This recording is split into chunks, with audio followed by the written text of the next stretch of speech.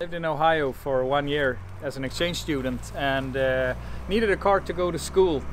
So I bought this during the fall of 2005, and I traded it in for a Chevy Silverado and $700 between. Then I had this during the spring of 2006.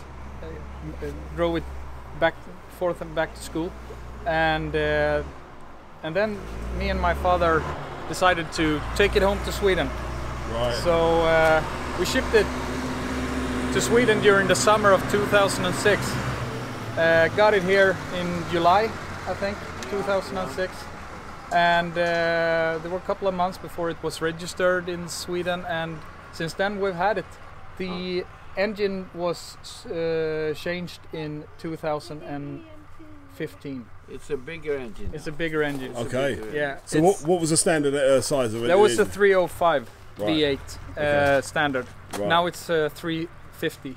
Right. 5.7 liters. It's a carbureted V8. Right.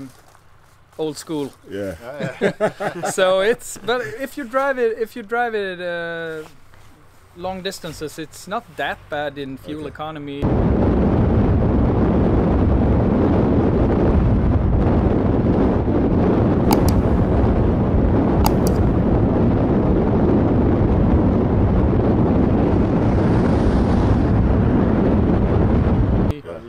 About a liter per 10 kilometers. So it's not for in-town traffic then? No, Well, it's Thursday then. I remember I drove you had this. to call your bank. I drove this. I actually drove this car during the spring of 2006. I drove this car into Manhattan, New York, Wow. and drove around there in the metropolitan area, and then it was about 2 liters per 10 kilometers. I can imagine. No, it's not bad, but you know there's a 25-gallon US gallon tank in it, so you Right. can You can put enough in there. put a lot of gas in it.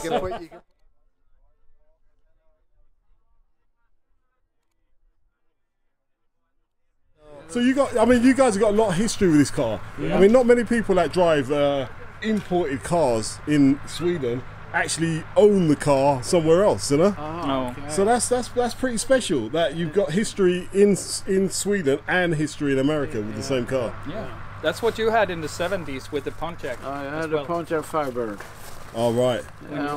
Which Mark did you have the Mark 1? Did you have the Burt Reynolds Pontiac? No, it's a Pontiac. Burt Reynolds had what did No, he? that was a Trans Am, but that Oh, was the Firebird, yeah. Burt Reynolds drove a 70. That was a 1977 in the movie Smokey and the Right, Bandit. yeah. This was a 1973. Right. Yeah. So it was a couple of years before that movie came out. Right, I got you. You definitely had some wild times in that, Thomas.